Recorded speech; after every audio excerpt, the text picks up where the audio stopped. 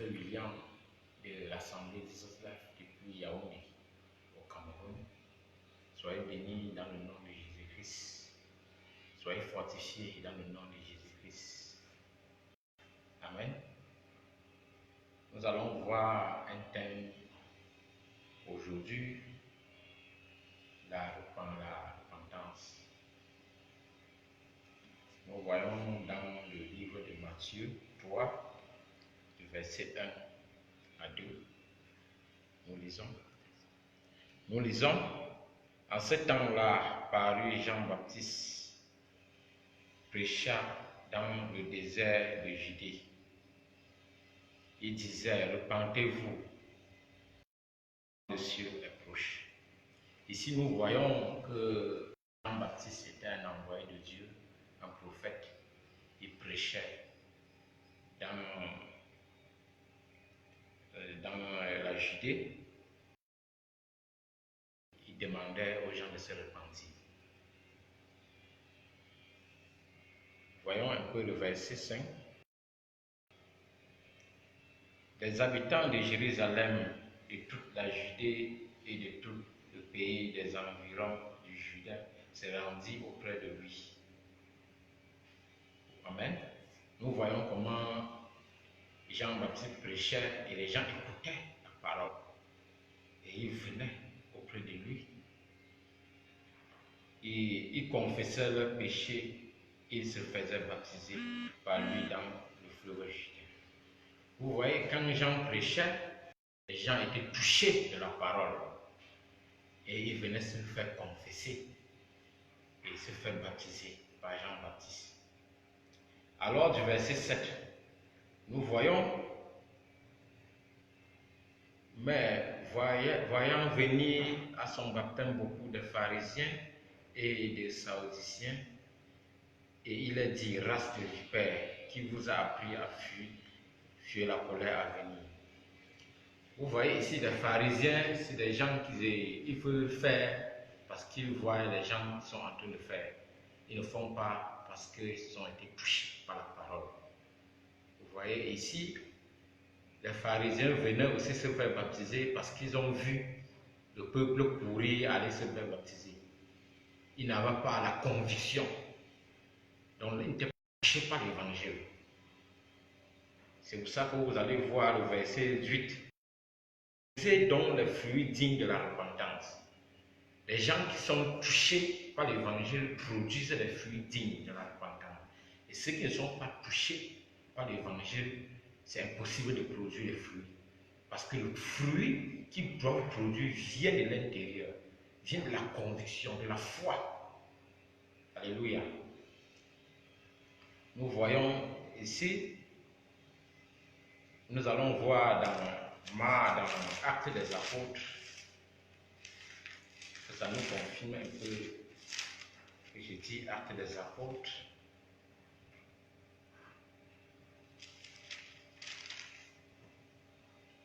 Nous voyons dans Acte 2, le verset 37.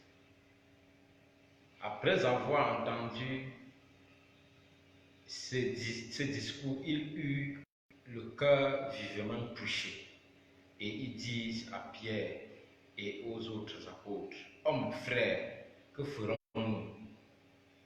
Amen. Nous voyons comment, quand on est touché de la parole, on s'approche vers les serviteurs pour les demander comment nous allons faire. Parce qu'on a été touché par l'évangile. Pierre leur dit, repentez-vous et que chacun de vous soit baptisé au nom de Jésus-Christ pour le pardon de vos péchés. Et vous recevez le don du Saint-Esprit. Il dit que repentez-vous. Ici, nous voyons la repentance. La repentance, c'est détourner de la position dont on se trouvait. Qu'on a suivi l'évangile, on a été touché. Maintenant, on se détourne de la position. On change de vie. On sort des choses qui ne glorifiaient pas le Seigneur. Il dit, repentez-vous. Et beaucoup de gens qui viennent dans la présence de Dieu sans être touchés par l'évangile, ils ne peuvent pas être transformés. Ils doivent écouter l'évangile. Et quand ils sont touchés par l'évangile, maintenant ils décident de se baptiser. Et quand ils se baptisent, ils changent de direction. Donc ils ne vivent plus ce qu'ils vivaient.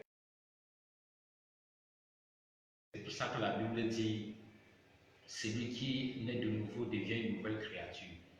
Tout ce qui est ancien passé, tout devient nouvel. Alléluia.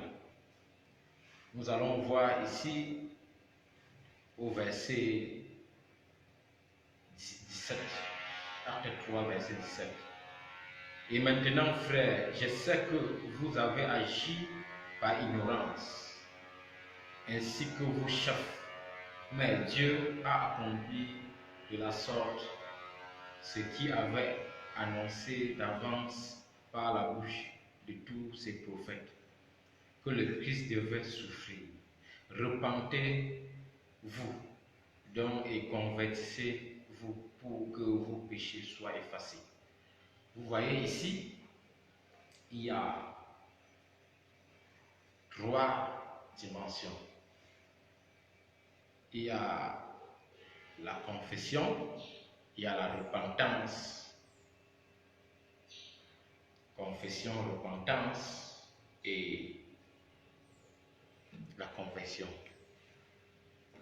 Ici, quand on vient confesser ses péchés et on se...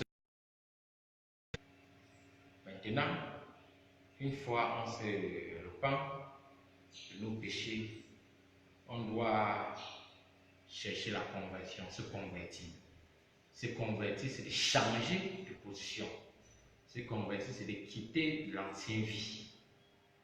Parce que si tu viens te confesser tes péchés et tu te repens, tu n'entres pas dans la conversion et c'est serait difficile d'avoir par l'évangile. Donc, laissons, écoutons la prédication, lisons la Bible. La Bible, c'est la parole de Dieu. Une fois quand on lit la Bible et on est touché par la parole de Dieu, une fois on est touché par la parole de Dieu, on se repent de sa position et on se convertit et on vit la gloire de Dieu, la gloire de Dieu. Nous voyons ici le verset 14, le verset 12 du chapitre acte 3, verset 12. Nous disons, bien voyant cela, dit au peuple, homme Israël, pourquoi vous étonnez-vous de cela? Pourquoi avez-vous les regards fixés sur nous comme si c'était par notre propre puissance ou par notre piété que vous eussiez fait marcher cet homme? Le Dieu d'Abraham, d'Isaac et de Jacob.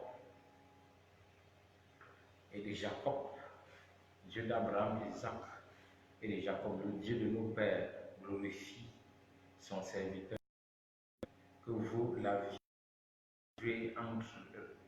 livré et régné devant Pilate, qui était à vie comme le relâche.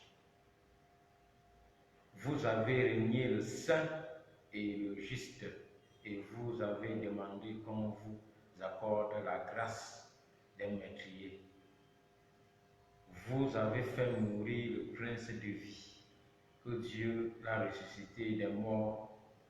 Nous sommes témoins. C'est la foi, par la foi en ce nom, que son nom a renfermé celui que vous voyez et connaissez. C'est la foi en lui qui a donné à cet homme entièrement guérison à présence de vous. Et pour avoir la foi, pour que la foi opère, il faut qu'il y ait conversion.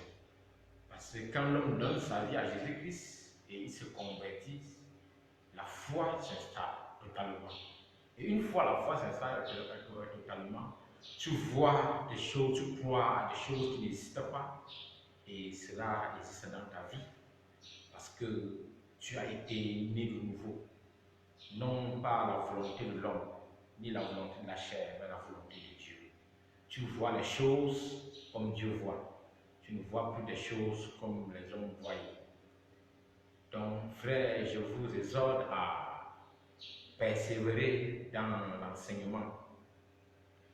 Comme au temps des apôtres disaient, persévérer dans l'enseignement, ensemble avec des hommes de Dieu, pour que l'ennemi, notre ennemi Satan, ne nous ramène plus dans nos anciennes vies, que nous sortons totalement de nos anciennes vies.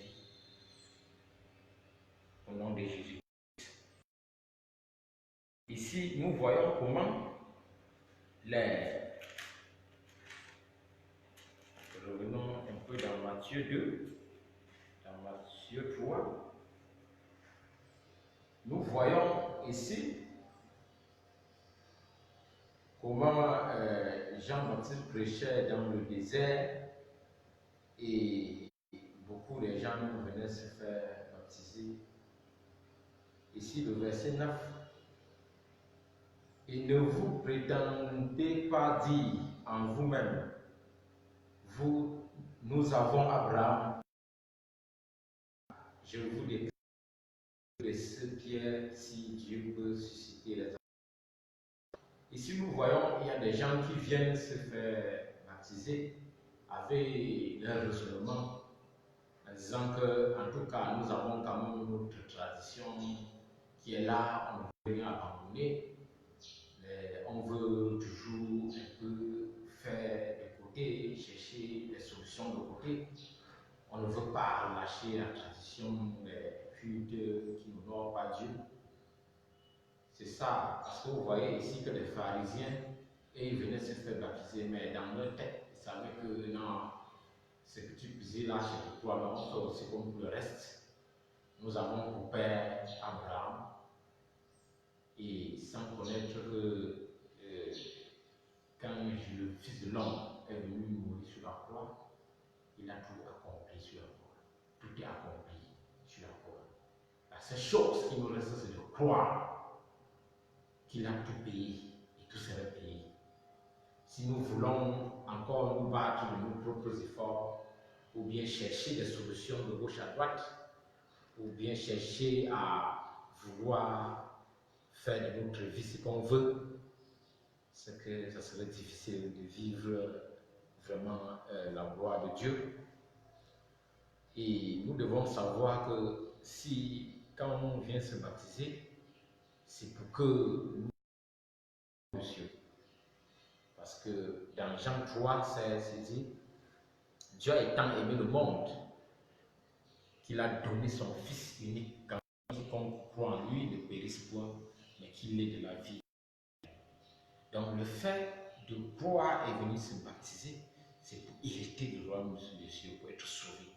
Parce que la Bible dit, celui qui croit et qui est baptisé sera sauvé. On veut venir se faire baptiser sans croire. Donc les gens viennent se faire baptiser sans comprendre ce qui les attend.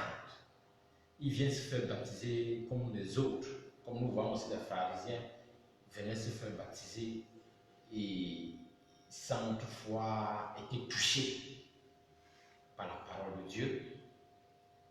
Donc frères, soyez, parce que Jésus-Christ a tout payé sur la croix, soyez en paix, soyez bénis au nom de Jésus-Christ, soyez consolés dans le nom de Jésus-Christ, parce qu'il a la croix.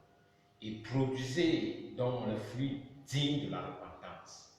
Quelqu'un qui s'est repenti, qui a la parole a été touchée et qui a décidé de se baptiser, de se repentir, doit vivre des choses nouvelles. Les anciennes vies doivent être abandonnées totalement. Abandonnées totalement. Et pour que ces anciennes vies soient abandonnées, nous devons prier tous les jours, chercher le Seigneur, continuer à le chercher. Seigneur, pour hériter le royaume de Dieu, pour que le péché soit totalement effacé. Donc, frère, c'était votre serviteur, un des serviteurs, le pasteur William. Je vous salue, Jésus-Christ. Rendez-vous mercredi prochain à 15h. Que Dieu bénisse.